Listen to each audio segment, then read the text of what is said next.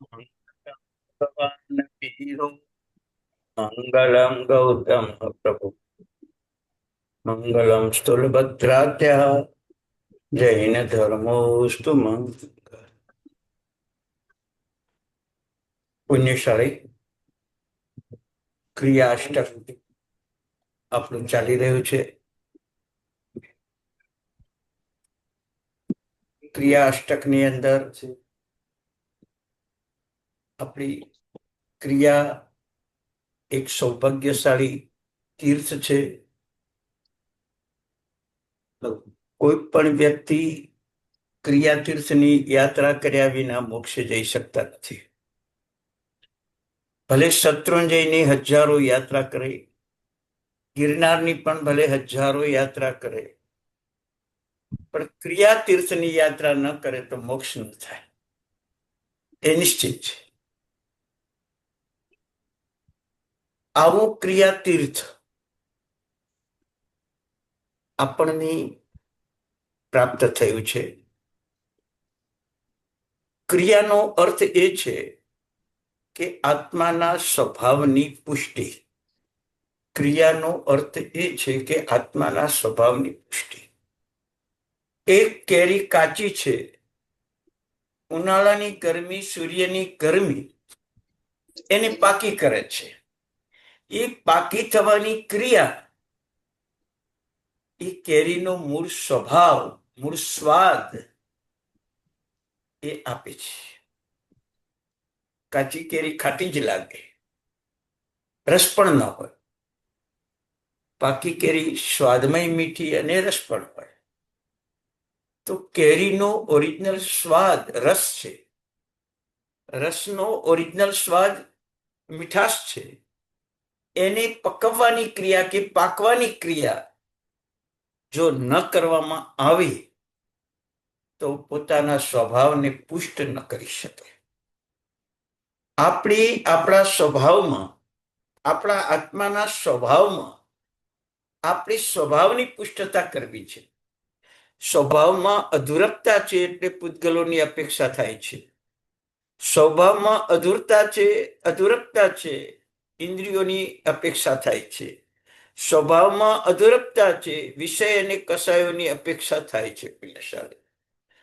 સ્વભાવ પરિપૂર્ણ થાય, સ્વભાવ મજબૂત બને તો ન વિષય, ન કસાય, ન પૂતગલ, ન કોઈ અપેક્ષા, કોઈ આકાંક્ષા, ન આસક્તિ, કોઈ દોષ ના આવે. કોઈ દોષ ના આવે. ઘણી વાર એમ થાય છે કે પ્રતિક્રમણની ક્રિયા પાપ ધોવા માટે કરવાની. ના, પ્રતિક્રમણની ક્રિયા પાપ કરવાની જે આત્માના સ્વભાવમાં પ્રક્રિયા છે, એ સ્વભાવને નષ્ટ કરીને આત્મામાં નિષ્પાપ બનવાની, પવિત્ર બનવાનો જે સ્વભાવ છે, એ સ્વભાવને પ્રગટ કરવા માટે પ્રતિક્રમણ કરવાનું છે,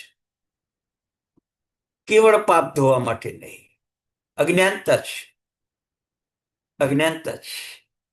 વ્યવહારને ભલે પાપ ધોવાની પ્રક્રિયા છે, નિશ્ચય નહીં એ કહે છે કે પાપોના કારણે આત્માનો સ્વભાવ બગડ્યો, આત્માનો ઓરિજિનલ સ્વભાવ ન રહ્યો, અને એ સ્વભાવના કારણે પુણ્ય પાપમાં ફસાયો, આશ્રવ સંવરમાં ફસાયો, ક્યારેય એનો મોક્ષ ન થાય. એ કર્મોને તમે ક્રિયા દ્વારા હટાવીને આત્માના મૂળ સ્વભાવને પ્રગટ કરવો છે. આત્માના મૂળ સ્વભાવને પ્રગટ કરવો છે. દુરિત તિમિર ભાનુ, આ શબ્દ તમે ઘણી વાર બોલો છો, સાંભળો છો. સકલ કુશલ વલ્લી પુષ્કરા વર્ત મેઘો દુરિત તિમિર ભાનુ. એનો અર્થ શું છે? એનો અર્થ શું છે? દુરિત, તિમિર અને ભાનુ. દુરિત એટલે પાપ અને તિમિર એટલે મોહનો અંધકાર. પાપનો અંધકાર, મોહનો અંધકાર આત્મામાં જે છવાયો છે, એને ભગવાન તમે સૂર્ય સમાન છો, એ અંધકારને તમે દૂર કરો છો. અંધકારને તમે દૂર કરો છો. મારામાં પાપનો અંધકાર, મોહનો અંધકાર છવાયો છે. હું પાપી છું, હું મોહી છું, હું મારા આત્માનો શત્રુ છું. એનો અર્થ દૂરી તિમિર ભાન.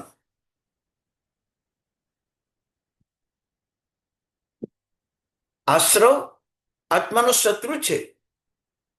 પાપ કર્મ કે પુણ્ય કર્મ પણ આત્માના શત્રુ જ છે. આત્માના મૂળ સ્વભાવને પ્રગટ કરવા દેતા નથી. એટલે જ ક્રિયાઓ લગાવી ભગવાને કે આ ક્રિયાઓ કરો, આશ્રવનો ભાવ, પુણ્ય પાપનો ભાવ એ ખતમ થાય, આત્માનો સહજ સ્વભાવ પ્રગટ થાય. તો પ્રતિક્રમણ એ પાપ ધોવાની પ્રક્રિયા નથી. પ્રતિક્રમણ એ પાપની સંજ્ઞા આત્મામાં જે પડી છે, આત્માના સ્વભાવમાં જે પાપ સંજ્ઞા પડી છે, આત્માનો સ્વભાવ નિષ્પાપ છે, એ પાપ સંજ્ઞાને તોડવી છે, આત્માને નિષ્પાપ બનાવવો છે, એ પ્રતિક્રમણ છે. સામાયિક ક્ષમતા ભાવ પ્રગટ કરવો છે. વિષમ ભાવ એ આત્માનો સ્વભાવ નથી. એ વિષમ ભાવને દૂર કરવો છે. આત્માનો ભાવ સમતા ભાવ છે. એ વિષમ ભાવને દૂર કરી અને સમતા ભાવ લાવવો છે. એટલે સામાયિક કરવું છે. તમે યાદ રાખો, સામાયિક વૈજુતામાં એક સરસ શબ્દ લખ્યો છે, છિન્નેય શુભમ કમ્મમ સામાય્ય જતિયા વારા. જેટલી વાર સામાયિક કરો એટલી વાર અશુભ કર્મનો છેદ થાય. સામાયિક ક્રિયા જેટલી વાર કરો એટલી વાર અશુભ કર્મનો છેદ થાય. તમે એક વિચારજો, આત્માના સહજ સ્વભાવમાં જે ક્ષમતા છે, એ ક્ષમતા જ સકલ કર્મનો ક્ષય કરે છે. ક્ષણ માત્ર પણ ક્ષમતા આવી જાય તો કલ્યાણ થઈ જાય. વિષમ ભાવમાંથી સમ ભાવમાં, આત્માના મૂળ સ્વભાવમાં જે આપવું, છિન્ની અશ્વમ કર્મ, અશુભ કર્મો છેદાઈ જાય. અશુભ કર્મ લખ્યા છે, પાપ કર્મ નહીં. પાપ કર્મ નહીં, અશુભ કર્મ લખ્યા છે. અશુભ કર્મનો પણ અર્થ એ છે, કર્મ માત્ર અશુભ છે. પુણ્ય કર્મ પણ અશુભ છે અને પાપ કર્મ પણ અશુભ છે. લોક વ્યવહારથી પુણ્ય કર્મને આપણે શુભ કહ્યું અને પાપ કર્મને અશુભ કહ્યું. તમે યાદ રાખો, મહાવીર સ્વામી પ્રભુને તીર્થંકર નામ કર્મ બાંધેલું પુણ્ય કર્મ, અને છતાંય ગોશાળાએ તેજો લેશિયા છોડી 6 મહિના લોહીના ઝાડા રહ્યા. પુણ્યકર્મ શુભ. પ્રભુ ઋષભદેવ ભગવાને દીક્ષા લીધી, 12 મહિના સુધી 400 દિવસ સુધી આહાર ન મળ્યો. પુણ્યકર્મ શુભ. શુભ પુણ્યકર્મ. લોભ, લાલચ અને લાલસા આપણને પુણ્યકર્મ શુભ લાગે. 5 કરોડમાંથી 50 કરોડ થયા, લોભ વધ્યો, પુણ્યકર્મ શુભ લાગે. કોઈ આપણને લાલચ આપી ખોટા કામ કરીને સારું કમાઈ લો, એ આપણને સારું લાગે. લાલસા 50 કરોડ, 100 કરોડ, 5000 કરોડ કરવા છે, 10,000 કરોડ કરવા છે, લાલસા. આ પુણ્યકર્મની લાલસા. એટલે તમને પુણ્યકર્મ જયારે અનુકૂળ હોય ત્યારે તે શુભ લાગે. પણ બે તીર્થંકર ભગવંતના દાખલા જુઓ. ઋષભદેવ ભગવાને દીક્ષા લીધા પછી 400 દિવસ સુધી આહાર ન મળ્યો, પુણ્યકર્મ શુભ. મહાવીર સ્વામી ભગવાને દીક્ષા લીધા પછી 12.5 વર્ષ સુધી ઘોર ઉપસર્ગો સહન કર્યા, પુણ્યકર્મ શુભ. છિન્ને અશુભમ કર્મ, કર્મ માત્ર અશુભ છે અને અશુભ કર્મને છેદી નાખે છે. કેવળ જ્ઞાનપણામાં પણ અસાતા ન આવી જાય. વિચાર કરજો, બે પ્રતિક્રમણના અર્થ તત્વજ્ઞાની ગુરુ પાસે કરજો. માત્ર પાઠશાળામાં બે પ્રતિક્રમણના અર્થ કરીને તત્વ ભૂંસાઈ ગયું. આજે ભૂંસાઈ ગયું. સૂત્રોના સ્વાભાવિક અર્થો જ્યારે તમે જાણશો ને, ત્યારે તમને ખબર પડશે. એક નાનમ્મીના અર્થ કરાવતા મને 42 કલાક થયા. કેટલા કલાક? 42. એક નવકાર અને એની વિસ્તારથી વિસ્તૃતિ કરાવતા 55 કલાક થયા. કેટલા? 55 કલાક. એક પંચિંદ્રિય કરાવતા 5 કલાક. એક ઈચ્છામી ખમાસણો કરાવતા 3 કલાક. પુણ્યશાળી જે એની અંદર સત્વ ભરેલું છે. તમને એમ કે પાપ કર્મનો ક્ષય થઈ જાય, સામયિક કરવાથી પાપ કર્મનો ક્ષય થઈ જાય. અશુભ કર્મ શબ્દ લખ્યો છે, પાપ કર્મ નથી લખ્યો. નવકારમાં લખ્યું સવ પાવપણાસનો, પણ સામાયિક વૈજ્યતામાં પાપ કર્મ શબ્દ નથી લખ્યો. કર્મ માત્ર અશુભ છે. એ સકળ કર્મનો ક્ષય કરે એટલે કેવળ જ્ઞાન અને વિતરાગપણું અને મોક્ષ. સિદ્ધપણું આપે. અશુભ કર્મનો ક્ષય થાય એટલે સિદ્ધપણું પ્રાપ્ત થાય. એટલે ઘણીવાર અર્થોના સામર્થ્યમાં આપણે ઘણા નબળા પુરવાર થયા છીએ. તમને ઓમ પુત્ર મિત્ર ભ્રાતૃ કલત્ર વારે વારે અર્થ કરાવું છું. તમને એક ગાથાનો અર્થ કદાચ 30 કલાક તમે ભણો ને તો ઓમ પુત્ર મિત્ર ભ્રાતૃ કલત્રનો અર્થ પૂર્ણ ન થાય. પૂર્ણ ન થાય. એક જ ગાથાનો, આખી શાંતિનો નહીં, એક જ ગાથાનો પુણ્યશાળી.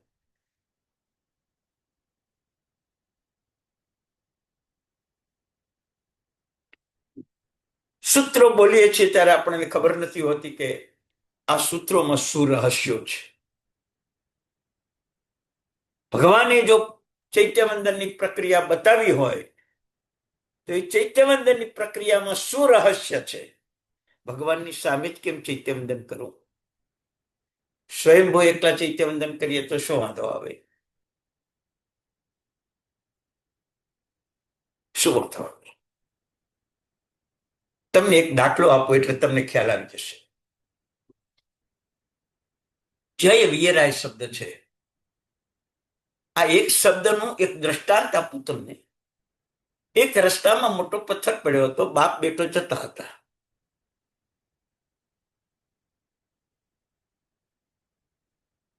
દીકરાએ એ પથ્થર દૂર કરવા મહેનત કરી. મોટો પથ્થર. બાપાએ કીધું કે તારી બધી શક્તિ કામે લગાડી દે, પથ્થર જરૂર દૂર થઈ જશે. તારી બધી શક્તિ કામે લગાડી દે. એને હાથ, પગ, કમર, શરીર જેટલી તાકાત લગાઈ પણ ટસનો મસ ના થયો પથ્થર. એ ટાઈમે પિતાએ કીધું, હું તને એમ કહું છું કે તારી બધી શક્તિ કામે લગાડ, પણ પપ્પા તમે જોવો છો હું પસીને રેપઝેપ થઈ ગયો છું, મારી બધી શક્તિ કામે લગાડી. ના, હું તારા પપ્પા છું, તું મારો દીકરો છે. હું પણ એક તારી શક્તિ છું. તારી મમ્મી પણ એક તારી શક્તિ છે. તારો ભાઈ પણ એક તારી શક્તિ છે. તારા દાદા અને દાદી પણ તારી એક શક્તિ છે.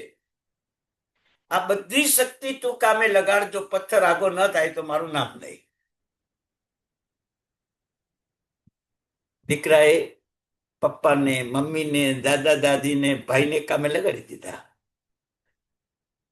અને પથ્થર ઈજીથી આગો થઈ ગયો, સરળતાથી દૂર થઈ ગયો. શક્તિ બધી કામે લગાડી. બસ જય વીરાયનો અર્થ આ બે 5 જ અક્ષરનો અર્થ કહું છું, આખા જય વીરાયનો નહીં. હે વિતરાગ પરમાત્મા, અત્યાર સુધી કર્મોને ધક્કો મારવાનું, નાશ કરવાનું, નિર્જરા કરવાનું, દૂર કરવાનું, અનંતવાર ચારિત્ર પાડ્યું, મૌર્ય પણ જેટલા ઓઘા કર્યા, બધું જ કર્યું. એ આટલા સુધી જ મારાથી કર્મો જીતાયા છે. પ્રભુ તું મારો છે અને હું તારો છું, મારે બધી શક્તિ કામે લગાડવી છે, તું મારી સાથે જોડા, અને તારી શક્તિ એ મારી શક્તિ છે, કારણ કે હું તારો છું, તું મારો છે. પિતા મારા છે તો એની શક્તિ પણ મારી છે, દાદા મારા છે તો એની શક્તિ પણ મારી છે. તો પ્રભુ તું મારો છે તો તારી શક્તિ પણ મારી છે. બસ તું મને ટેકો આપ, આ કર્મના પથ્થરને હું દૂર કરી શકું. કર્મના પથ્થર. અને પ્રભુએ જરાક નજર કરી ટેકો આપ્યો અને અયમુત્તા મુનિને 9 વર્ષની ઉંમરમાં કેવળ જ્ઞાન પ્રાપ્ત થઈ ગયું. આનું નામ જય વિયરાય. આ એક જ શબ્દનો અર્થ છે પુણ્યશાળી. આખા જય વિરાયનો અર્થ નથી. આ એક જ શબ્દનો અર્થના એક જ દ્રષ્ટાંત તમને જીવનભર યાદ રહી જશે. મારા એકલાથી હવે કર્મક્ષય નહીં થાય. હવે કર્મક્ષય કરવા માટે પ્રભુનું પીઠબળ જોઈશે જ મારામાં. અને પ્રભુ તું મારો છે ને હું તારો છું. અષ્ટપ્રકારે પૂજા કરી તું મારો છે. હવે મારે કર્મો દૂર કરવા છે તો તારી શક્તિ પણ મારે કામે લગાડવી પડશે. અને તારી શક્તિ એ મારી શક્તિ છે. ધર્મની આજ્ઞા છે કે તારી બધી શક્તિ કામે લગાડીને કર્મની નિર્જરા કરી નાખ. તારી બધી શક્તિ કામે લગાડીને નિર્જરા કરી નાખ. એકલો સામાયિક પ્રતિક્રમણ પૂજા કરીને નહીં, પ્રભુની શક્તિ, ગુરુની શક્તિ, દેવની શક્તિ એ પણ તારી જ શક્તિ છે. તું બધી શક્તિ કામે લગાડી દે, એ ધર્મની આજ્ઞા છે. આ બધી શક્તિ કામે લગાડી અયમુત્તા મુનિએ 9 વર્ષની ઉંમરે કેવળ જ્ઞાન પામી ગયા. પુણ્યશાળી. બોલો તમે જય વિરાય કેટલા દિવસથી બોલો છો? કેટલી વાર બોલો છો? અને એનો ભાવ તમે શું કાઢ્યો? એટલે જ કહું છું, 2 પ્રતિક્રમણ અર્થના રહસ્યોને ખોલવા હોય તો તમારા માટે 2 વર્ષ પણ ઓછા પડશે. દરરોજનો 1 કલાક, 720 કલાક તમે ભણશો ને તોય પણ ઓછા પડશે. 2 પ્રતિક્રમણ અર્થ 455 પાના મેં લખાવ્યા છે. કેટલા? 2 પ્રતિક્રમણ અર્થના 455 પાના મેં લખાવ્યા છે. અને તોય શોર્ટકટ છે. તમને કહો. હવે તમે બતાવો, અઠવાડિયામાં 1 કલાક ભણનારા આત્માનું કલ્યાણ શું કરી શકશો તમે?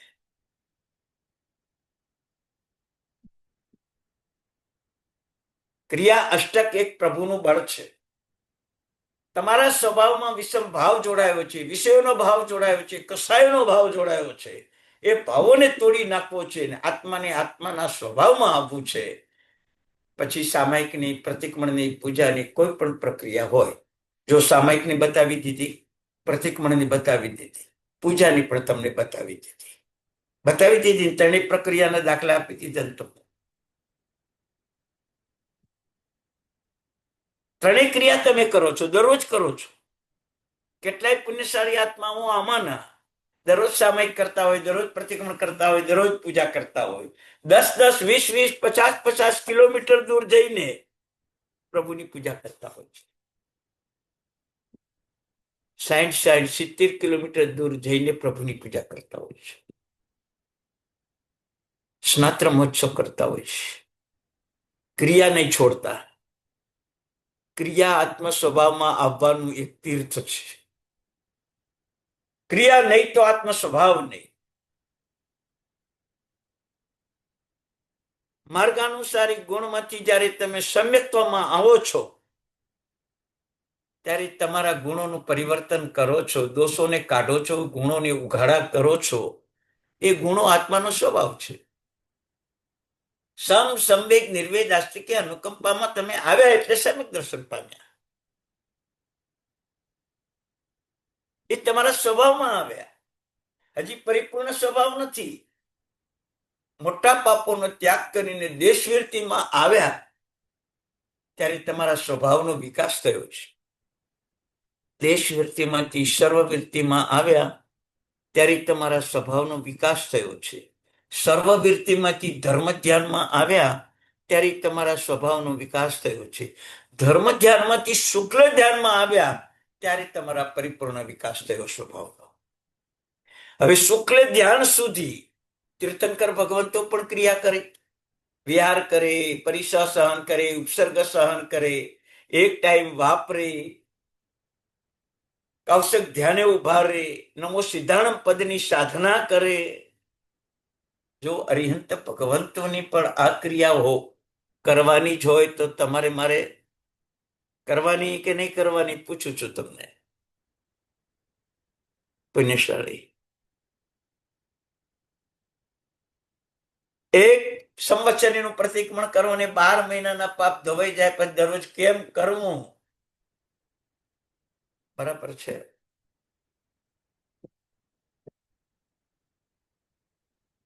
આ સ્વભાવ એ આત્માનો સ્વભાવ નથી.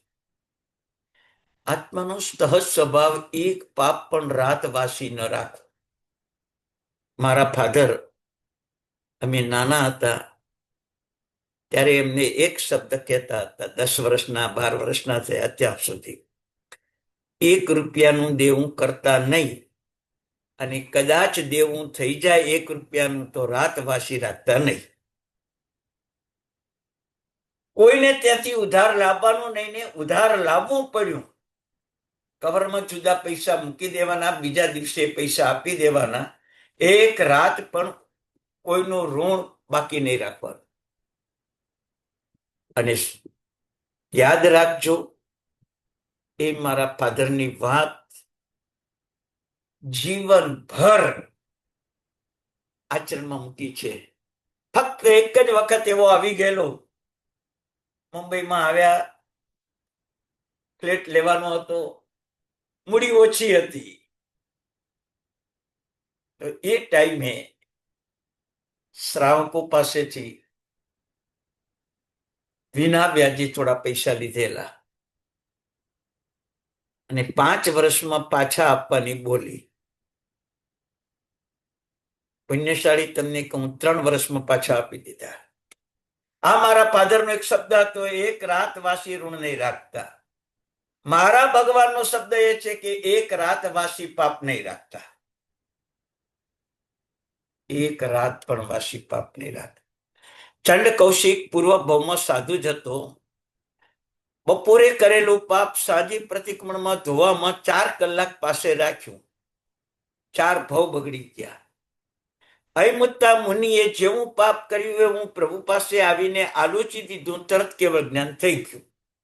પાપને રાતવાસી નહીં રાખતા.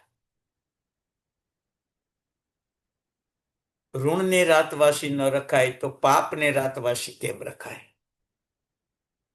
મૃત્યુ થયું રાત્રે, આપણા દીકરાઓ ઋણ ન ચૂકવે તો આપણે ઘેટા બકરા થઈને એમનું ઋણ ચૂકવવું પડશે. હમણાં જ તમને વાત કરું વાલકેશ્વરની 2 જણની. એક ભાઈએ પોતાના પિતાનું ઋણ ચોપડે લખેલું હતું. આર્થિક સ્થિતિ ન હતી એટલે ચૂકવી ન શક્યા. ડાયમંડ માર્કેટમાં એમનો બિઝનેસ ચાલુ થયો, કમાયા, સારું કમાયા. 18 વર્ષ સુધીનું વ્યાજ ગણીને પૂરા પૈસા જે વ્યક્તિનું ઋણ હતું એને તે આપવા ગયા. એ મૂડી લેવા તૈયાર હતા, વ્યાજ લેવા તૈયાર ન હતા. સગાવાલા વચ્ચે પડ્યા, ગામના લોકો વચ્ચે પડ્યા, મારે વ્યાજ સહિત ચૂકવવાના છે, મારા બાપાનું ઋણ ન રહેવું જોઈએ. ક્રિયા શું કામ કરે છે એક વિચાર કરજો.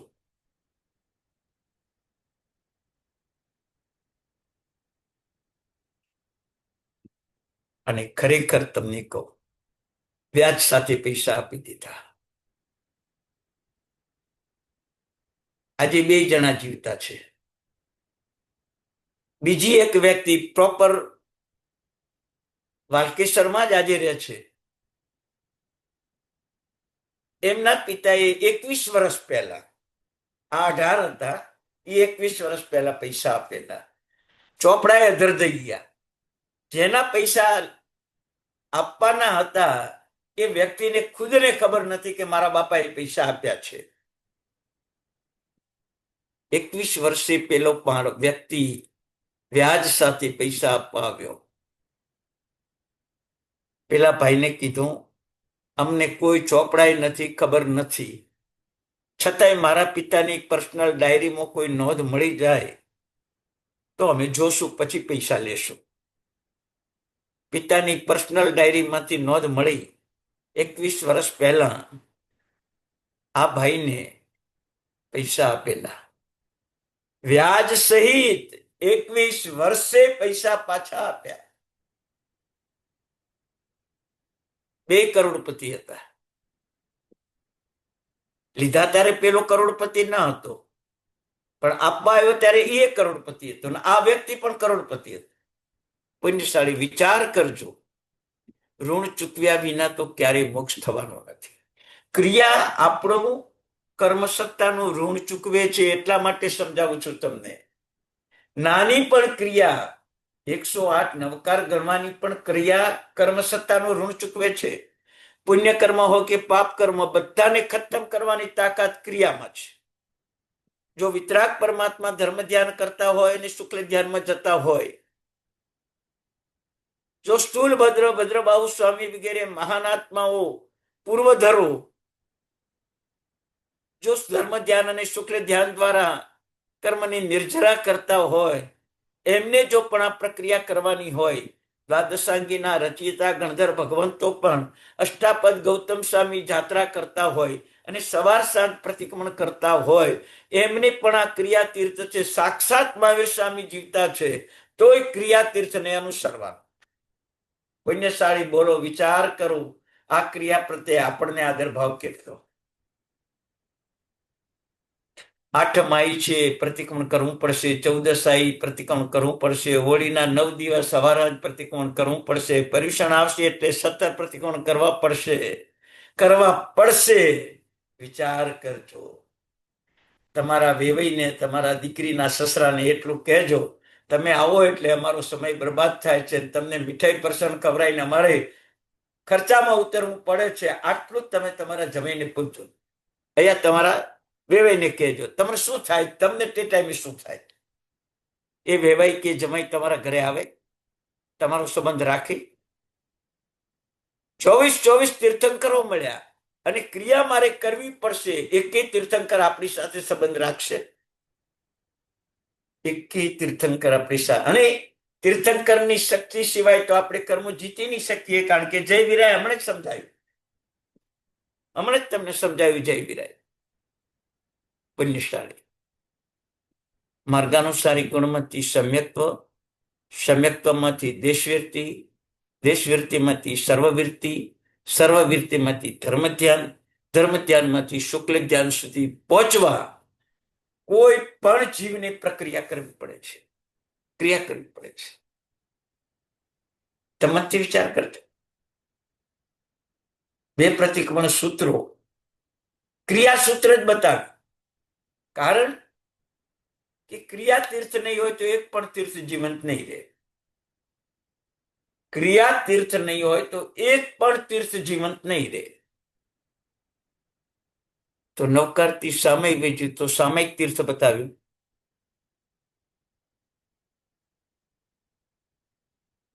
જગ ચિંતામણીથી જય વીરાય કલ્યાણ કંદમ સંસાર દવા સુધી ભક્તિ તીર્થ બતાવ્યું, પ્રભુ ભક્તિ તીર્થ બતાવ્યું.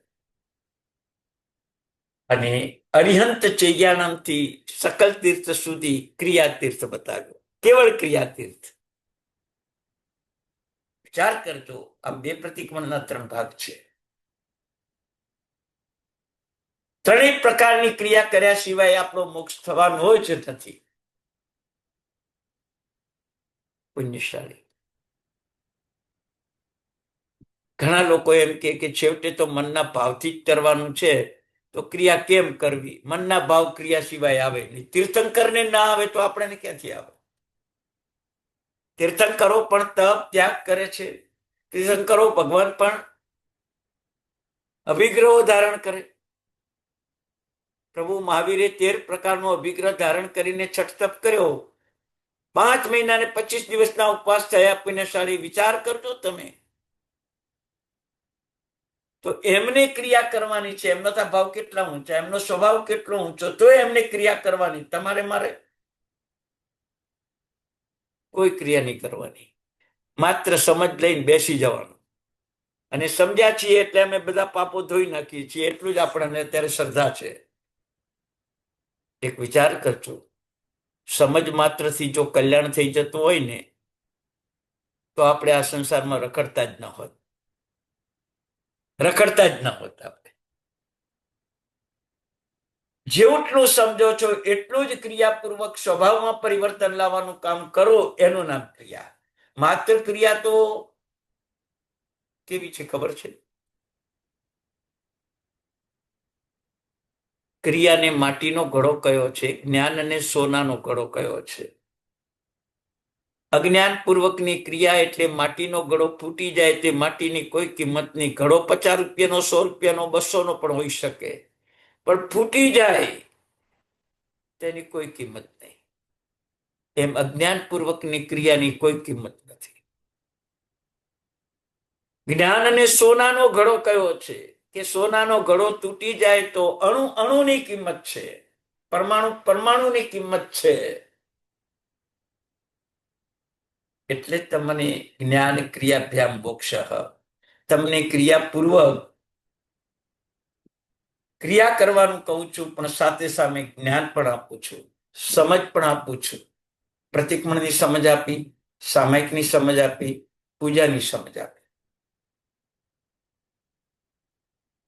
પ્રક્રિયા કરવી એ આપણા હાથમાં છે.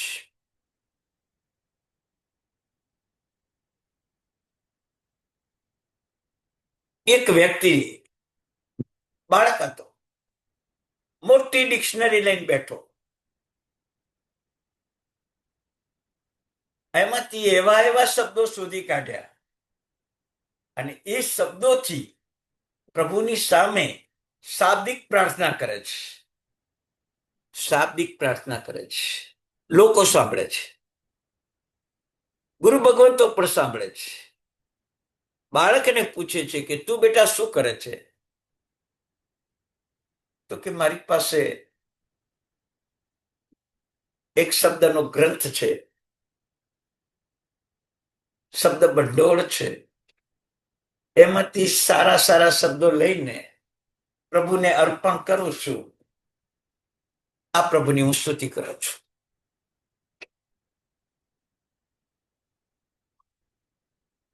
કોઈએ પૂછ્યું કે એ શબ્દો પણ કેવા છે? તો બાળકે કીધું કે શબ્દો નથી, અંદર માત્ર કક્કો અને બારાખડી આટલું જ લખેલું છે. અને એમાંથી મને મનગમતા સારા સારા શબ્દોની રચના કરું છું અને એ જ શબ્દો પ્રભુ પાસે બોલું છું. મનગમતા સારા સારા શબ્દોની રચના કરું છું,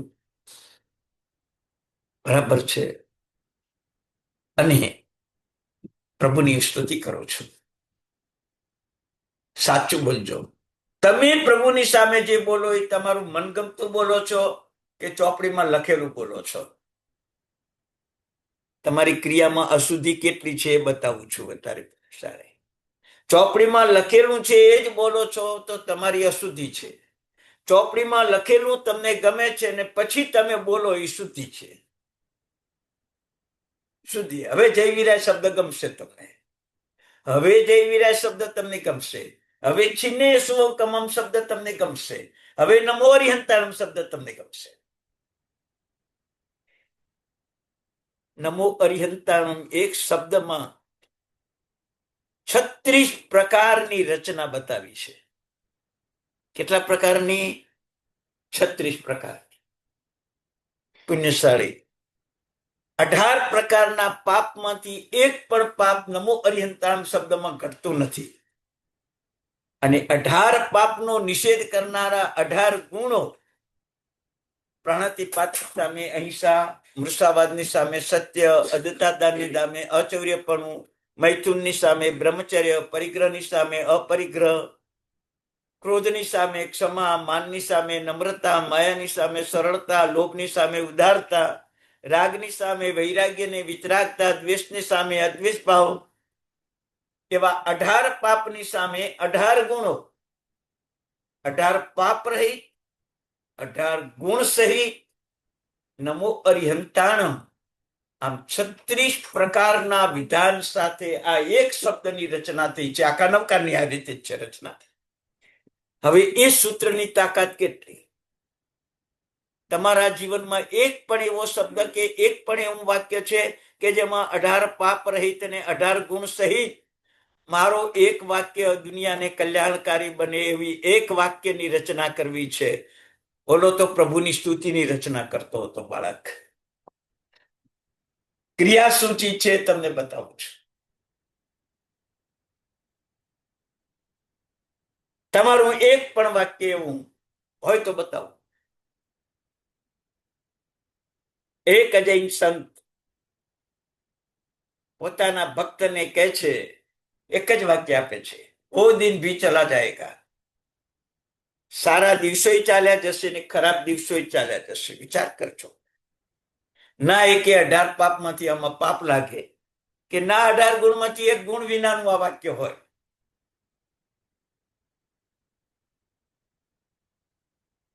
મારા પ્રભુનો આખો નવકાર મંત્ર, એનો પ્રત્યેક શબ્દ 18 પાપથી રહિત અને 18 ગુણથી યુક્ત છે. એટલે જ મારા 500 સાગરોપમના પાપનો નાશ કરે છે. તમે વિચારજો, તમારી પાસે એક જીવનભર તમારા કોઈને 35 વર્ષ, કોઈને 40 વર્ષ, કોઈને 50 વર્ષ, કોઈને 60 વર્ષ, કોઈને 70 વર્ષ થયા હશે. કેટલાય કરવાની મીઠા અનુભવો થયા હશે. એક વાક્યની રચના કરી શક્યા છો કે મારું આ એક વાક્ય 18 પાપ રહિત અને 18 ગુણ સહિત હોવું જોઈએ. એક વાક્ય. હવે તમને એ જ નમો હરિહંતાણમાં 9 ગુણ ઘટાવી દઉં એટલે તમને ખ્યાલ આવે કે મારા પ્રભુનું આગમ કેવું હોય અને આગમે બતાવેલી ક્રિયા પછી કેવી હોય. નમો હરિહંતાણમ, હરિહંત ભગવાનને નમસ્કાર થાવ. હરિહંત ભગવાન હિંસા કરે કે અહિંસા પાળે? નમો હરિહંતાણમ, હરિહંત ભગવાન જૂઠું બોલે કે મૌન રે? નમો આયરિયાણમ, અરે નમો હરિહંતાણમ, હરિહંત ભગવાન ચોરી કરે કે સર્વજ્ઞપણાથી જે મેળવ્યું છે એ જ બધું આપે? હું ચોરી કરું છું અત્યારે. હું આ પુસ્તકમાંથી લઈને તમને આપું છું, મારું કાંઈ નથી. પણ સર્વજ્ઞ ભગવાન પોતાનું જ આપે છે. અચૌર્યપણું છે. આંખમાં કરુણા છે, વાસના છે નહીં, બ્રહ્મચર્ય છે. શરીર ઉપર વસ્ત્ર નથી, ખીચા નથી, બાઈ નથી, કોલર નથી. પ્રભુ કસાય વિનાના છે, એટલે પરિગ્રહ વિનાના પણ છે. તમને ખબર છે, શાસ્ત્રમાં એક વાત કરી છે, આ કોલર છે ને એને ક્રોધ કયો છે. આ કોલરને, અરે મિચ્છામિ દુક્કડમ, હા, કોલરને ક્રોધ કયો છે. મિચ્છામિ દુક્કડમ, કોલરને માન કયું છે. આપણા હાથ છે ને એને ક્રોધ કયો છે. આપણું હૃદય પેટ છે ને એને માયા કહી છે. અને આપણા ખીચા છે ને એને લોભ કયો. સાધુના વસ્ત્રમાં ના બાંય હોય, ના કોલર હોય, ન ખીચું હોય, અને વસ્ત્ર પણ શરીર ઉઘાડું જ રહે, અડધું પણ. વિચાર કરજો. હવે તમને એક સાઈડમાં લઈ જાઉં છું. આવી ઉત્તમ ક્રિયા કરવા માટે પાપ ક્રિયા છોડવી પડે, તો જ આ ઉત્તમ ક્રિયા તમે કરી શકશો. ઇન્ડિયાની એક એક્ટ્રેસ જ્યારે એ ફિલ્મ જગતમાં જોડાઈ અને ફિલ્મ જગતની અંદર એને જ્યારે વર્ષો પહેલા 15 કે 20 લાખનો કોન્ટ્રાક્ટ આપવામાં આવ્યો, ત્યારે એને કીધેલું કે તારે આવા અલ્પ વસ્ત્ર પહેરીને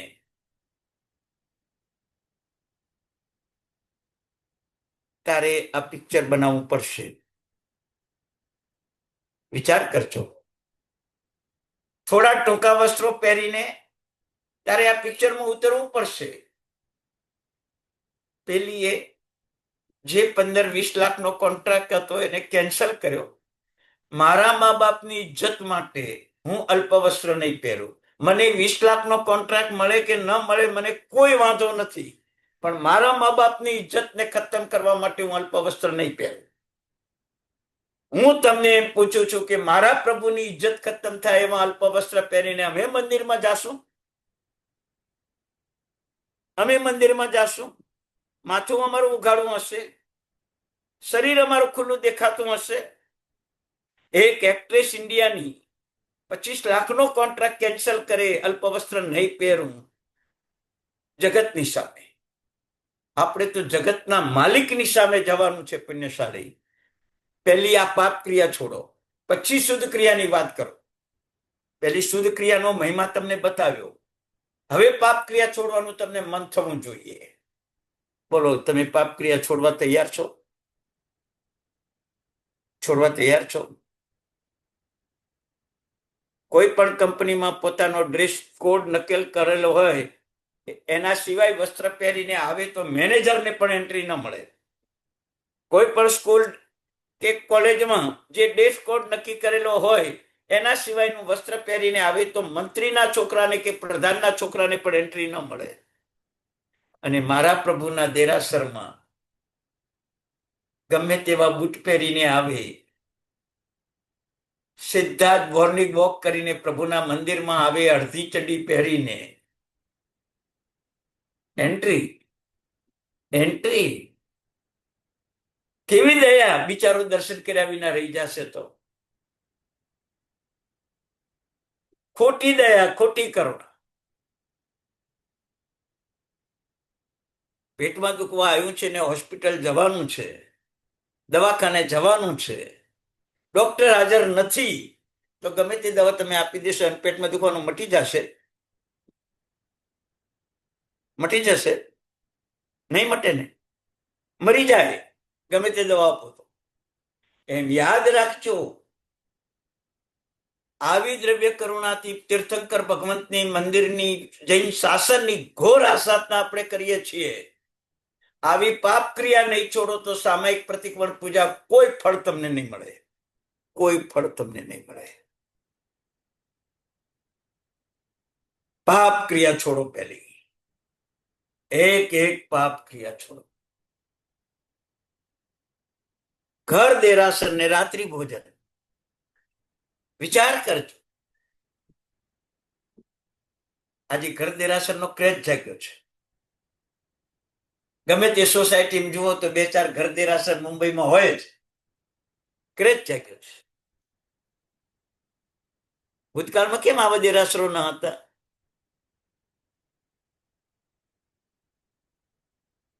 હવે તમને એક દાખલો આપું.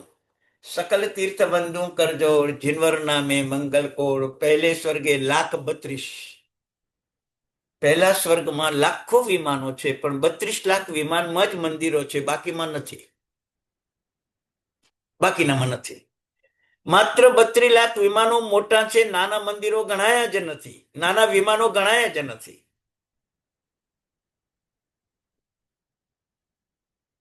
ત્યાં મંદિર નથી. આજે તમને કહું, ઘર મંદિર બનાવવું એના કરતા પ્રભુએ કહ્યું કે શુદ્ધ ક્રિયાથી ઘરને મંદિર બનાવો. ઘરને મંદિર બનાવો, ઘર મંદિર નહીં. હવે ઘર મંદિર નુકસાન કરતા થઈ ગયા. ઘર મંદિરમાં જે ઇન્કમ થાય એ સંઘમાં જાય નહીં, એટલે સંઘને સંઘદ્રવ્યના હાનિ પહોંચે. તમારા મંદિરમાં જે મંદિરમાં ધન આવે એ જ ધનથી તમે તમારા મંદિરની વૃદ્ધિ કરો. કહેવાય તમારું મંદિર, થાય દેવદ્રવ્યમાંથી. આ મોટો દોષ છે પુણ્યશાળી.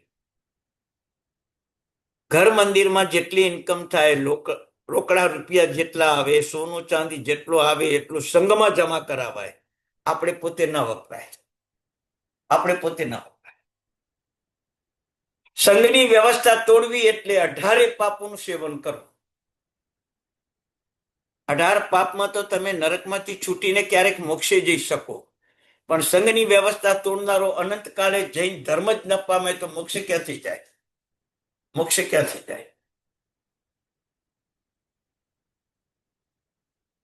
પુણ્યશાળી જૈન શાસનને જાણવું, માણવું, સંભાળવું, સમાર્જવું, વૃદ્ધિ કરવી અનંત પુણ્ય રાશિ હોય તો જ આ બધી જાણકારી મળે.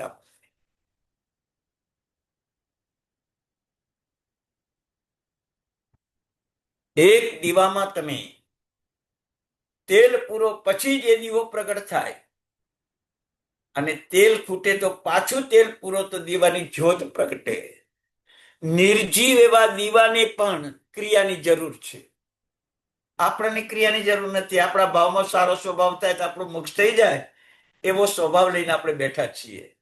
એટલે મોટા ભાગના લોકો અત્યારે ક્રિયા જ કરતા નથી, ક્રિયા જ કરતા નથી. 10 મિનિટમાં તો પૂજા કરીને ઘર ભેગા થઈ જાય. ક્રિયા કરવાનો ભાવ જ નથી. હવે બોલો, ક્રિયાનો અર્થ શું? પોતાના સ્વભાવમાં અશુદ્ધતા આવી છે, એ શુદ્ધતા લાવવા માટે વિવિધ પ્રકારની ક્રિયાઓનું આલંબન તીર્થંકર ભગવંતો પણ લે, ગણધર ભગવંતો પણ લે. ક્રિયા તીર્થની આરાધના કર્યા વિના, ક્રિયા તીર્થની યાત્રા કર્યા વિના તીર્થંકર ભગવંતો પણ મોક્ષે ન જઈ શકે. હવે વિચાર કરજો.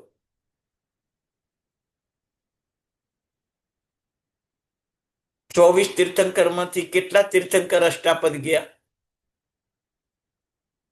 કેટલા તીર્થંકર ભગવાન અષ્ટાપદ ઉપર ગયા? પણ 24 તીર્થંકર ભગવંતોએ દેશવીરતી, સર્વવીરતી, ધર્મ ધ્યાન ને શુક્લ ધ્યાનની ક્રિયા ન કરી હોત તો મોક્ષે ન જ જાત, મોક્ષે ન જ જાત.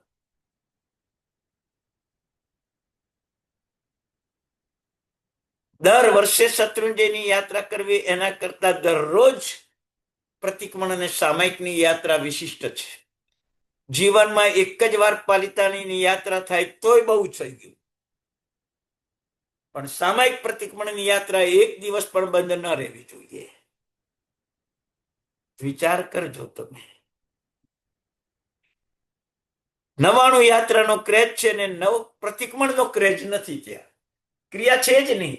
99 વાર ચડ ઉતર કરવાની, દરરોજની 4-5 વાર યાત્રા કરવાની. ક્યારે સામાયિક કરે, ક્યારે પ્રતિક્રમણ કરે, ક્યારે પૂજા કરે. એક મહિનામાં તો 99 યાત્રા પૂર્ણ થઈ જાય. દરરોજની 3 યાત્રા, 4 યાત્રા કરો તો એક મહિના પૂર્ણ થાય. ક્રિયાને નાશ કરી નાખીએ આપણે 99 યાત્રામાં. આ યાત્રા પણ તમારું કલ્યાણ ન કરે, યાત્રા પણ કલ્યાણ ન કરે. જો કોઈનો વિરોધ નહીં કરવાનો પહેલું સમજજો, પણ જ્યારે ક્રિયા અષ્ટક આવ્યું છે ત્યારે ક્રિયાની અંદર ક્રિયા કેવી રીતે કરવી એ સમજવું જરૂરી છે. ભગવાનની એક યાત્રામાં 2 ટાઈમ પ્રતિક્રમણ, 3 ટાઈમ દેવંદર, એકાશણું, ભાઈ સંથારો, સચિતનો ત્યાગ, 99 યાત્રા કરનારને આટલા નિયમ 99 દિવસ પાળવાના છે. દરરોજની એક જ યાત્રા કઈ છે. ભલે 99 યાત્રા 99 દિવસે થાય પૂરી, ભલે 9 વર્ષે પૂરી થાય. દર વર્ષે 11 યાત્રા કરો, દર વર્ષે 5 યાત્રા કરો, 20 વર્ષે પૂર્ણ કરો, પણ યાત્રા આ જ રીતે થાય. ક્રિયાનો છેદ કરવો એટલે દરેક ભગવંતના શાસનને ઉખેડીને નાખી દેવું. જૈન સંઘ હોય, જૈન શાસન હોય, જૈન વ્યવસ્થા હોય, 7 ક્ષેત્રો હોય, એ બધાને ઉખેડીને નાખી દેવા. એનું નામ ક્રિયા રહિત ધર્મ, એનું નામ ક્રિયા રહિત. તમારા પ્રતિક્રમણથી વિશ્વના પૃથ્વી, પાણી, અગ્નિ, વાયુ, વનસ્પતિનો પ્રકોપ ખતમ થઈ જાય છે. તમારા સામાયિકથી જગતમાં રાગ દ્વેષની ગાંઠો જે બંધાઈને પડેલી છે એ તૂટી જાય છે. તમારી પૂજાથી મનના અપ્રસન્ન ભાવો જે કસાયો, વેર, વિરોધ એ ખતમ થાય છે. તમારા થાય પણ બીજાના પણ થાય. આટલી બધી ક્રિયાનું એક મહત્વ બતાવવામાં આવ્યું છે. ગઈકાલે એક ભાઈએ મને વોટ્સઅપ પર મૂક્યું છે કે આજના જૈનોએ માત્ર દેરાસર બંધાવવામાં રૂપિયા ખર્ચી નાખે છે. નથી સ્કૂલમાં પૈસા આપતા, નથી કોલેજમાં પૈસા આપતા, નથી હોસ્પિટલમાં પૈસા આપતા. જૈનોએ સાવધાન બનવું જોઈએ. આ કાળની અંદર દેરાસરો બંધ કરીને સ્કૂલ, કોલેજ અને હોસ્પિટલમાં દાન આપવું જોઈએ. ગઈકાલની જ વાત છે. સારા માણસે મને મોકલ્યું છે.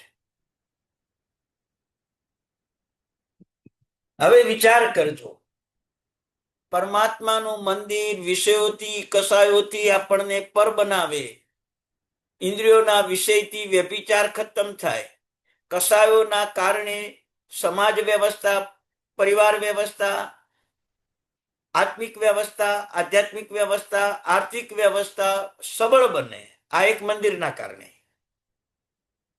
એક મંદિરના કારણે, એક સ્કૂલના કારણે ગુંડા, લૂંટારો, લુચ્ચા રાજકારણી, આતંકવાદી આ બધા સ્કૂલ કોલેજમાંથી જ ઉત્પન્ન થયા છે.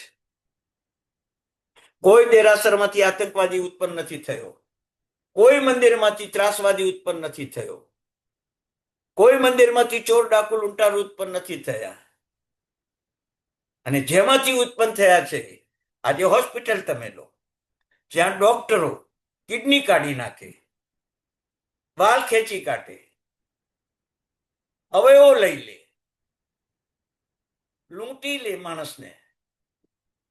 એ હોસ્પિટલોને આપણે પોષણ કરવાનું, એ સ્કૂલોને આપણે પોષણ કરવાનું અને દેરાસર બંધાવવાનું બંધ કરવાનું. પુણ્યશાળી, આ ક્રિયા અષ્ટક તમારું મજબૂત નથી ને, એટલે લોકોના વિચાર કેવા આવી ગયા.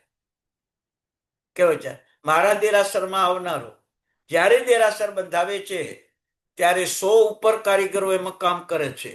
અને 2 વર્ષ દેરાસર બનાવતા થાય છે, 100 કારીગરોને મજૂરી મળે છે. 100 કારીગરોને મજૂરી 2 વર્ષ. તમે મનથી વિચાર કરજો. મારા દેરાસરમાં જ્યાંથી પથ્થર લાવવામાં આવે છે ત્યાં 5 થી 10 કુટુંબો પોસાય છે. અમે આરસ લાવીએ એમાંથી.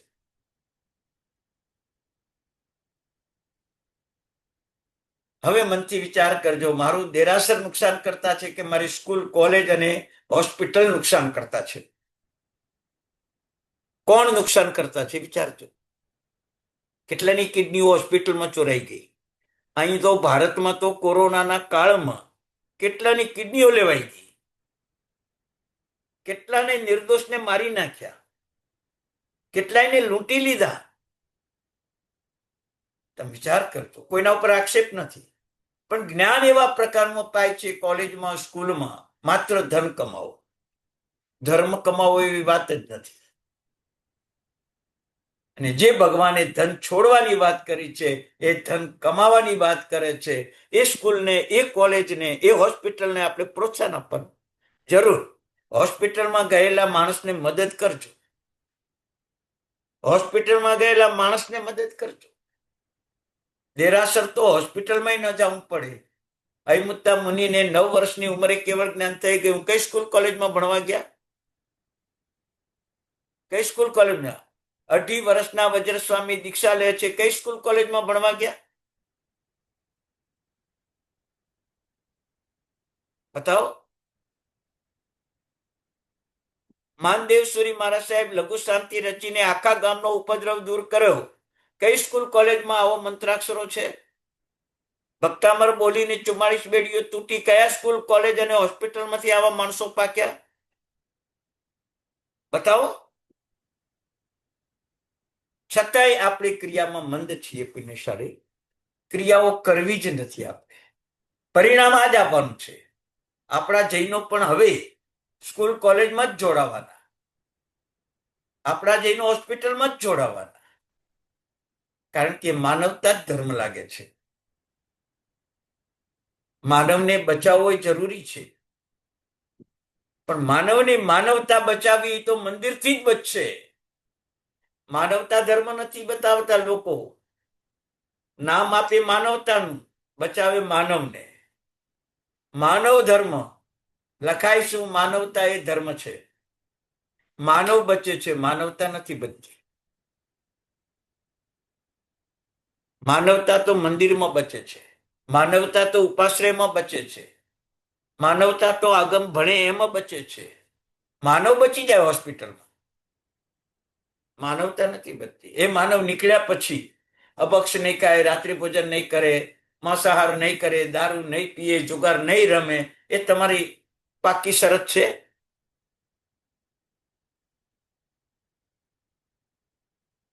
પુણ્યશાળી કોઈનો વિરોધ નહીં કરવાનો, આપણા જ્ઞાનને એવું મજબૂત બનાવવાનું કે આપણા માંથી નીકળતી ઓરા કે હોરા માણસના ભાવોનું પરિવર્તન કરી દે.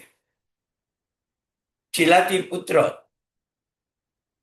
સુષ્માની હત્યા કરીને જંગલમાં ગયો. જે જંગલમાં એક મુનિ મહાત્મા 1 મહિનાથી કૌશક ધ્યાને ઉભા હતા, એ એરિયામાં આવી ગયો ને એને પોતાના ખૂન કરેલા પાપોના તિરસ્કાર ભાવ જાય. મુનિને જ કહી દીધું, ધર્મ આપ નહીતર તારું માથું પણ ઉડાવી દઈશ. મુનિએ ધર્મ આપ્યો, ઉપસમ વિવેક સંબર, અને ચિલાતી પુત્ર આજે 5મા કે 6ઠા દેવલોકમાં પહોંચી ગયા. હત્યારો 5મા 6ઠા દેવલોકમાં પહોંચી ગયો. ને જે સ્કૂલમાં, જે કોલેજમાં હત્યારાઓ પાકે, જે હોસ્પિટલમાં હત્યારાઓ નોકરી કરે, એને આપણે પ્રોત્સાહન આપવું. ક્રિયા અષ્ટક બરાબર સમજો. આવી પાપ ક્રિયા છોડો, પછી સામયિક પ્રતિકોણ કરો. ખોટાને ટેકો નહીં આપવો, એ ક્રિયા પહેલી છોડો. અને સાચાને ક્યારે ટેકો આપ્યા વિના રહેવું નહીં, એ ક્રિયા કરો. એટલે ક્રિયા અષ્ટકની મુખ્યતા પાપ ક્રિયા છોડાવવાની છે, આત્માના સ્વભાવને પ્રગટ કરવાની છે. માત્ર પાપ ક્રિયા છોડવાથી કલ્યાણ થઈ જતું હોત તો આપણે તો કેટલા મુનિપણા પાડ્યા, મેરુ પર્વતના ઓઘો કરે એટલા મુનિપણા પાડ્યા, પણ પાપ ક્રિયા છૂટી જ ને, કલ્યાણ ના થયું ને. માત્ર પાપો છૂટ્યા, પાપનો સ્વભાવનું પરિવર્તન કરવું છે ધર્મની ક્રિયા કરીને. એ સ્વભાવનું પરિવર્તન ન કર્યું તો બીજા ભાવમાં પાપ ચાલુ થઈ ગયું. ચંડકૌશિકના ભાવમાં જે પાપ હતું એ બીજા ભાવમાં દેવલોકમાં ગયો તો એ પાપ ચાલુ રહ્યું. અહીંયાથી માળી થયો તો એ પાપ ચાલુ થઈ ગયું, સાધુના ભાવમાં કરેલો પાપ. અને અહીંયાથી ચંડકૌશિક થયા તો પાછું પાપ ચાલુ થયું. ભગવાને પાપ છોડાયું, 8મા દેવલોકમાં પહોંચી ગયા. પુણ્યશાળી પાપની પ્રક્રિયા છોડવાની છે, ધર્મની પ્રક્રિયા કરવાની છે. ધર્મની ક્રિયામાં જોડાવ છે, ઘણા પણ પાપ ક્રિયાઓ છોડતા નથી, એટલે આપણા આત્માનું કલ્યાણ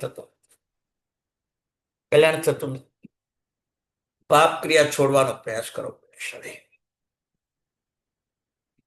એક એક પાપ ક્રિયાને તિલાંજલિ આપો.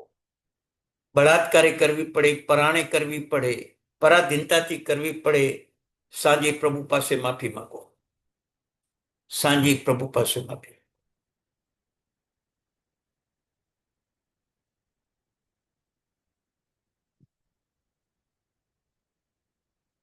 વિચાર કરજો.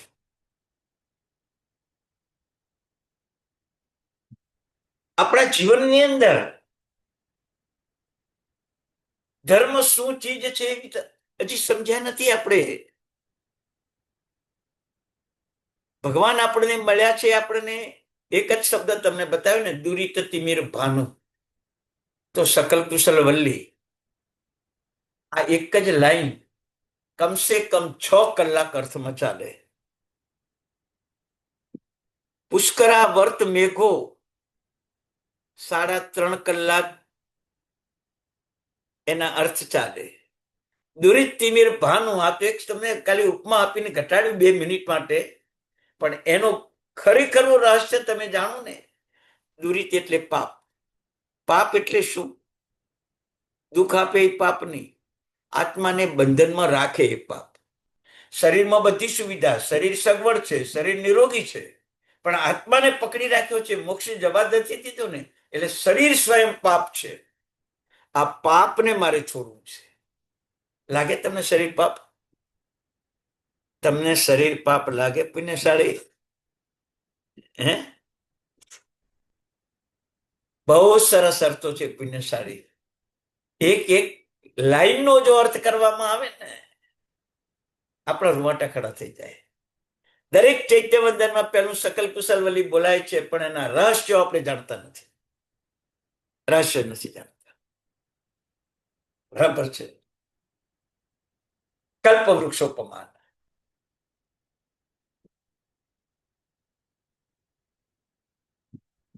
જગતમાં એક જ વાત કરી કે કલ્પવૃક્ષ ઈચ્છાઓ પૂરી કરે છે.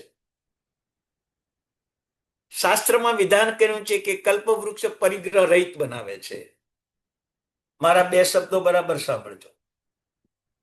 કલ્પવૃક્ષ બધી ઈચ્છાઓ પૂર્ણ કરે છે, અને શાસ્ત્ર એનો અર્થ એ બતાવે છે કે યુગલિક મનુષ્યના કાળમાં યુગલિકો અપરિગ્રહી હતા.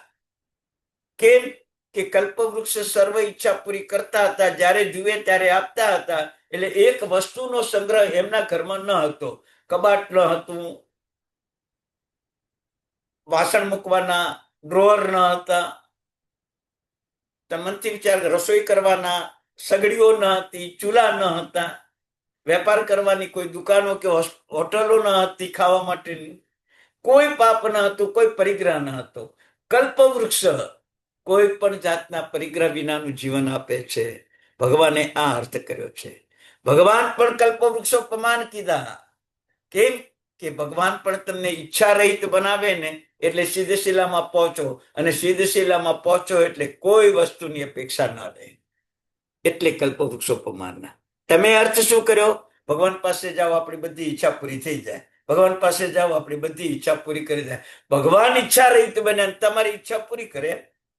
એટલે કેટલીક વાર તો આપણા મગજમાં એવી વાતો ચાલતી હોય ને, શબ્દોના અર્થ અનર્થ કરી નાખીએ, મિથ્યાત્વ લાગે. મિથ્યાત્વ લાગે. એક એક શબ્દ કેટલો રહસ્યમય છે. એટલી જ ક્રિયા ઉપર તમને ભાર આપું છું. પાપ ક્રિયાઓ છોડો, ધર્મ ક્રિયા પછી કરો, પહેલી પાપ ક્રિયા છોડો. એ પાપ ક્રિયાઓ 18 પ્રકારની જે બતાવી છે, પ્રાણાતિપાત, મુસાવાદ, હત્યાદાન, મૈથુન, મિથ્યાત્વ, શલ્ય શુદ્ધિ, એ 18 પ્રકારની પાપ ક્રિયા છોડવા માટે 18 પ્રકારના ગુણનો આલંબન લો. રાગની સામે વૈરાગ્યનું આલંબન લો, દ્વેષની સામે અદ્વેષનું આલંબન લો, મોહની સામે અમોહનું આલંબન લો, કલહની સામે મૌનનું આલંબન લો, અભ્યાખ્યાનની સામે પણ મૌનનું આલંબન લો, પર પરિવારની સામે બીજાના ગુણો ગાવાનું આલંબન લો, માયા મૃષાવાદની સામે સત્યના જ પક્ષમાં બેસીને સત્યને જીત અપાડવા માટે પ્રાણ કરવા પડે તો કરવા, અને મિથ્યાત્વ શલ્યની સામે સમ્યક્ત્વને પકડી રાખવું. આમ 18 પાપની સામે 18 ગુણો પકડી રાખવું પડે. જો તમારો એક શબ્દ તીર્થંકર ભગવંતો નોંધ લેશે, તીર્થંકર ભગવંતો નોંધ લેશે. એટલે પાપ ક્રિયા છોડો. ધર્મે આદેશ આપ્યો છે કે તમે એકલા હવે આગળ નહીં જીતી શકો.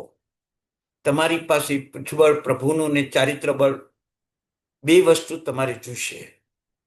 આ બંનેને પ્રાપ્ત કરવા માટે જ્ઞાન જોઈશે. જ્ઞાન પ્રાપ્ત કરવા માટે યોગ્ય જ્ઞાની જોઈશે. યોગ્ય જ્ઞાનીને પ્રાપ્ત કરવા માટે યોગ્ય પુણ્ય પણ જોઈશે. અને આ બધું જે દિવસે એકઠું થયું તે દિવસે ઈર્યા વૈયા કરતા તમને બી કેવળ જ્ઞાન થઈ જશે. તમને બી કેવળ જ્ઞાન થઈ જશે. ભગવાન મહાવીર સ્વામી સર્વજ્ઞ જ હતા. અયમુત્ત મુનિ જંગલમાં ઠંડી લેતે સંડાસ જવા ગયા છે. એમને સર્વજ્ઞપણામાં જાણેલું જ હતું કે આ બાળ મુનિ અહીંયા જશે અને પાણીમાં પાત્રું તેરવશે અને રમશે, પણ એમાં જ એના આત્માનું કલ્યાણ થવાનું છે. એટલે એમને દોષ ઉઘાડો ન કર્યો. ગયા, પાણીમાં રમ્યા, વિરાધના કરી, અને પ્રભુ પાસે આવીને ક્ષમાપના કરીને કેવળ જ્ઞાન થઈ ગયું. વિચાર કરજો. ઘણીવાર દોષો સેવાથી એ કલ્યાણનું નિમિત્ત બની જાય, પણ જાણી જોઈને દોષ ના સેવાય એટલું યાદ રાખજો. એ બાળક હતો, એને ખબર ન હતી કાચા પાણી ના અટકાય. વિચાર કરજો કેવું મારા પ્રભુનું શાસન. આવા શાસનને તોડવાની, આવા શાસનને મંદિરો બંધ કરવાની, ઉપાશ્રયો બંધ કરવાની વાતો કરે. બરાબર છે, ભગવાનનો દ્વિતીય અભિષેક નહીં કરવાનો, કરાય નહીં જોકે, પણ કદાચ કરતા હોય તો બાળકોને દૂધ પીવા મળતું નથી ને ભગવાનને દૂધનો અભિષેક કરો છો. આવા અજ્ઞાની જીવોનું આપણા ઉપર આક્રમણ થાય એની પહેલા આપણી પાસે આવું સાત્વિક ક્રિયા, સાત્વિક જ્ઞાન અને પાપ છૂટેલું હશે ને તો આપણી જીત થશે. આપણી જીત એટલે શાસનની જીત થશે, અને શાસનને જીતાડ્યું હશે તો આપણે પણ જીતી જશું. આપણે પણ જીતી જઈશું. મારે નથી જીતવું, શાસનને જીતાડવું છે. એવા આચાર, એવા વિચાર, એવી પ્રવૃત્તિ, એવી ક્રિયા કરું. હે ચંદનબાળા જો અઠમ કરે, ઘોર અંધારી રાત્રિમાં અને ઓરડીમાં રહી શકે, એકાકી પુરાયેલી રે, હાથ પગમાં બેડી છે, કોઈ અર્થ ધ્યાન નહીં. મારા કર્મો મારે ભોગવવાના છે. મારા કર્મો મારે ભોગવવાના છે. ત્રીજા દિવસે હાથમાં બાકુડા આવે, ચોથા દિવસે, અને કોઈ અતિથિને ભોજન દઈને પછી જ જમવો મારે, અને મહાવીર સ્વામી આવી જાય પુણ્યશાળી.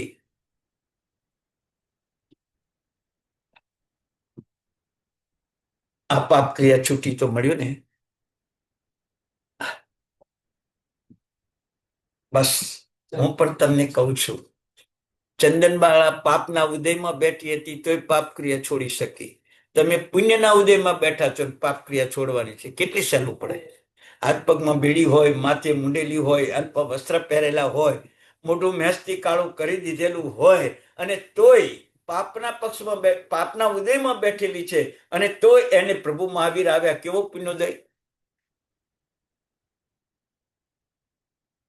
અને એમાં એ પરમાત્માના પ્રભાવથી પંચદિવ્ય પ્રગટ થાય. પણ મહાવીર સ્વામી ભગવાને ચંદનબાળાના હાથે પારણું કર્યું ત્યારે 6 દિવ્ય પ્રગટ થયા. છઠ્ઠું દિવ્ય એ હતું કે ચંદનબાળાના માથામાં વાળ આવી ગયા, હાથ પગની બેડી આભૂષણ બની ગયા, શરીર ઉપર અલ્પ વસ્ત્ર એ વ્યવસ્થિત વસ્ત્રો બની ગયા. વિચાર કરજો, ક્રિયાની તાકાત જુઓ. એક સાધુને વોરાવાની ક્રિયા. શું મળ્યું? એક સંગમ અજ્ઞાની સાધુને સુપાત્ર દાન આપે અને શાલીભદ્ર બને. ક્રિયાની તાકાત જો, ક્રિયાની તાકાત જો. પણ પાપ ક્રિયા છૂટે તો જ. પાપ ક્રિયા, એ સંગમ પાસે એક પાપ ક્રિયા ન હતી.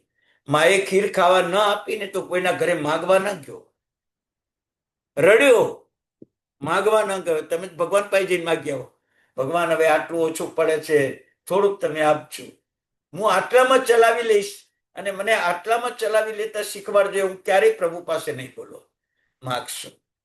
આ શાલીભદ્રનો જીવ સંગમ રડે છે, મારે ખીર ખાવી છે, પણ કોઈના ઘરે માંગવા નથી જતો, કોઈના ઘરે ખાવા નથી જતો.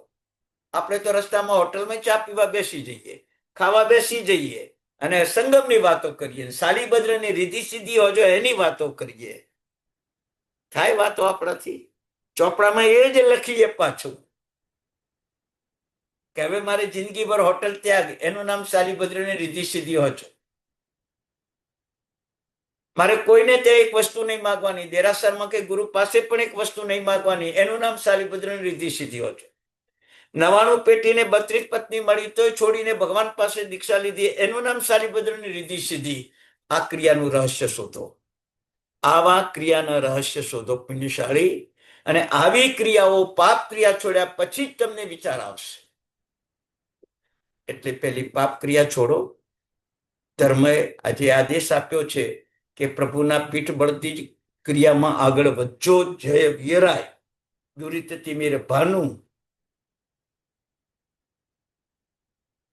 આ શબ્દોના રહસ્યોને બરાબર મગજમાં રાખજો. છિન્નેય શુભમ કમ્મમ. બરાબર છે.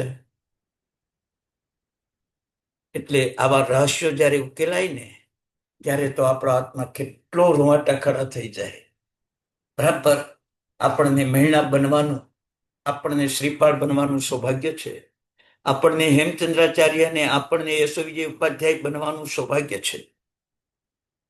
આપણને સુરસા અને ચંદનબાળા બનવાનું સૌભાગ્ય આપણામાં છે. માત્ર પાપ ક્રિયા છોડીને ધર્મ ક્રિયામાં જોડાઓ, નવું કોઈ નામ ઉમેરાઈ જશે. બસ આટલું જ આપણે કરવાનું છે. પુણ્યશાળી, આજે પણ તમારો ટાઈમ થોડો વધારે લીધો જ છે, પણ મને એમ થાય કે આ ક્રિયા તીર્થ જો આપણું સાત્વિક તીર્થ બની જાય ને, કોઈ તીર્થયાત્રા કરવા જવાની જરૂર ન પડે. અને આ જ ક્રિયા તીર્થથી અનંત આત્માઓ મોક્ષે ગયા છે.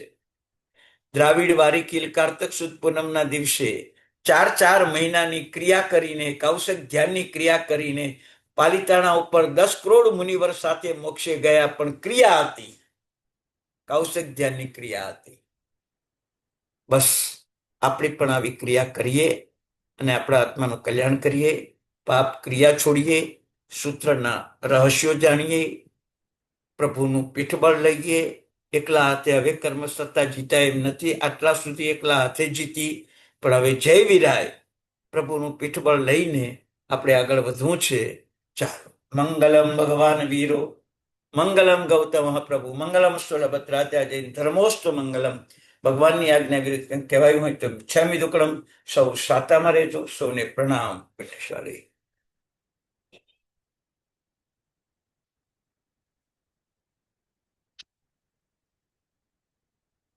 પ્રણામ જય જીનેન્દ્ર. સાહેબજી બધાને મ્યુટ કરું કે બીજી કોઈ કરો. ઇન્સ્ટ્રક્શન નથી? હા, ના, બસ એક મિનિટ. હા.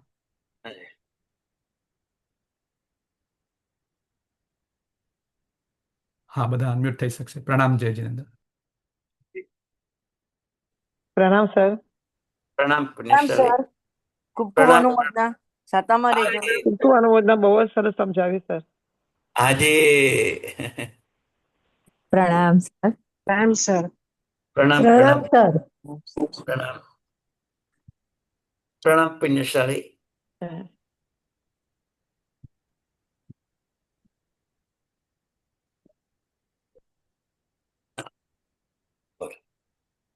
પ્રણામ સર.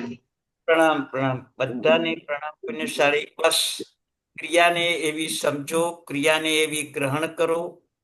ક્રિયા તીર્થ સર્વોપરી તીર્થ છે. ભગવાને પણ 5 તીર્થમાં છેલ્લું ક્રિયા તીર્થ જ બતાવ્યું છે, અનુષ્ઠાન તીર્થ જ બતાવ્યું છે. અને આ તીર્થથી સર્વે મોક્ષે જઈ શકે છે. આપણા હાથમાં છે. એટલે આપણે થોડો પ્રયત્ન કરવાનો છે પુણ્યશાળી. હાજી.